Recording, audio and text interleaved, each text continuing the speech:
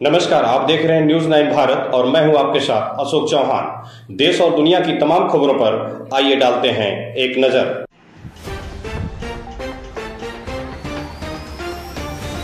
Mauritius के पूर्व उप प्रधानमंत्री की धर्मपत्नी डॉक्टर सरिता बुद्धू पहुंची भारत।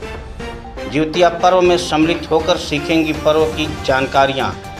मॉरिशस के पूर्व उप प्रधानमंत्री की धर्मपत्नी डॉक्टर सरिता बुद्धू इस समय भारत के दौरे पर हैं। इस समय वह उत्तर प्रदेश के आजमगढ़ जिला के बिलरियागंज नगर पालिका में हीरा शर्मा के आवास पर रुकी हुई हैं। न्यूज 9 भारत से बात करते हुए उन्होंने बताया कि अरविंद चित्रांश के निमंत्रण पर वह आजमगढ़ में होने जा रहे अंतर्राष्ट्रीय भोजपुरी महोत्सव भारत में सम्मिलित होने आई हैं। आज वह बिलरियागंज पक्का पोखरा पर होने वाले जिउतिया पर्व में सम्मिलित होकर इस पर्व से जुड़ी सारी जानकारियां लेंगी।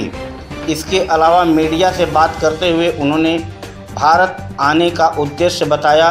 उन्होंने कहा कि हमारे पूर्वज भारत के निवासी हैं, हम भी यहीं के रहने वाले हैं। यह और बात है कि आज हम मॉरिशस में हैं और मॉरिशस के अंदर रहकर हम भोजपुरी भाषा पर काम करते हैं। इस बीच उन्होंने हीरा शर्मा को भोजपुरी की अंग्रेजी में लिखी गीत गवई नामक एक पुस्तक भेंट किया। न्यूज 9 भारत के लिए यूपी हेड रोशन लाल पत्रकार की खास रिपोर्ट।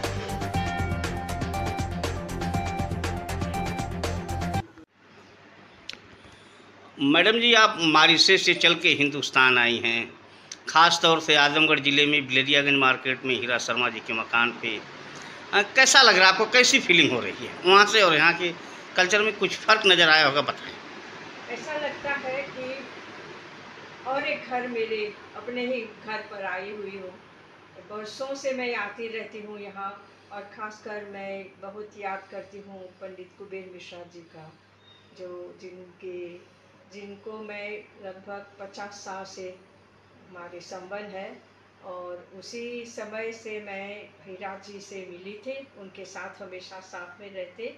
और मैं उनकी कमी का मैं महसूस बहुत करती हूँ। इतने विद्वान, इतने बड़े वो दिग्गज, और जिनको सभी को राह देते रहे। वो मेरे पीएचडी में बहुत मुझे गाइड किया।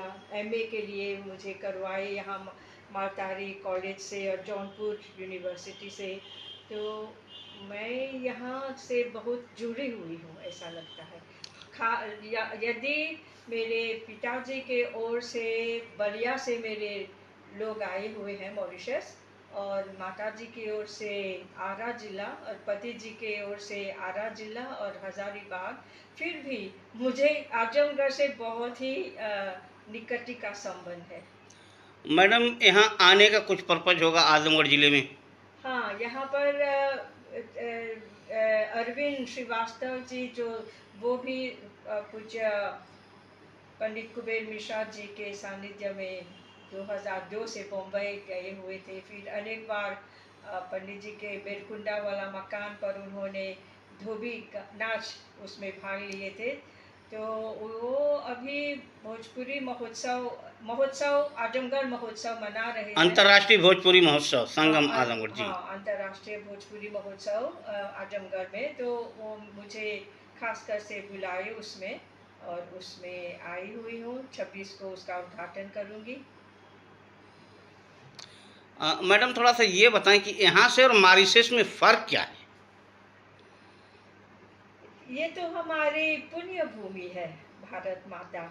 जैसे जलवायु हुई, हाँ, रहन सहन हुआ, हाँ, तो इस सब में कुछ अंतर नज़र आता होगा।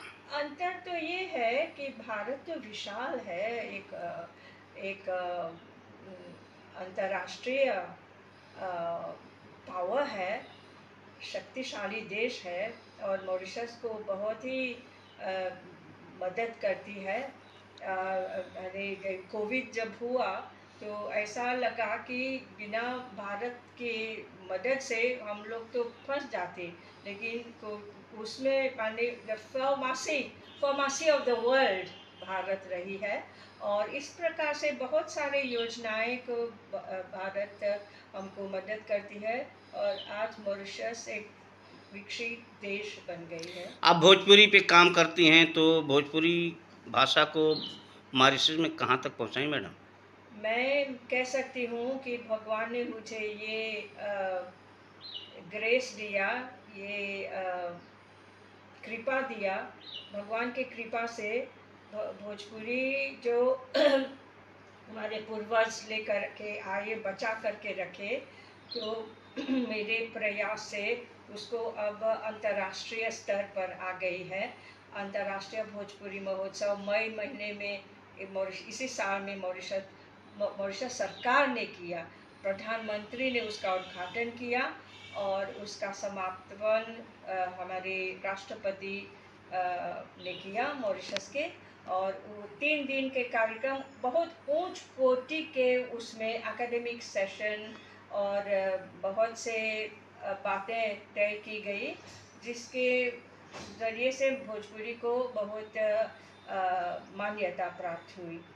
और अगले जो महोत्सव होगा अंतर्राष्ट्रीय, वहाँ पर तय किया गया, रिजोल्यूशन पास किए गए कि अगले अंतर्राष्ट्रीय महोत्सव भोजपुरी का 2026 में गोरखपुर में और बनारस में करेंगे। बहुत बहुत धन्यवाद। गुरु जी थोड़ा सा उधर खींचिए आप, जरा हमारा बैठना नहीं आ रहे, आप बैठिए, हम लोग साथ में खींचे। मैडम थोड़ा खींचिए, हम लोग भी साथ में आ रहे। कहाँ ये सौभाग्य मिलता है। यहाँ खबरों का सिलसिला कभी नहीं थमता। सिर्फ और सिर्फ बने रहिए न्यूज़ 9 भारत पर। अब चाहूंगा इजाजत, नमस्कार।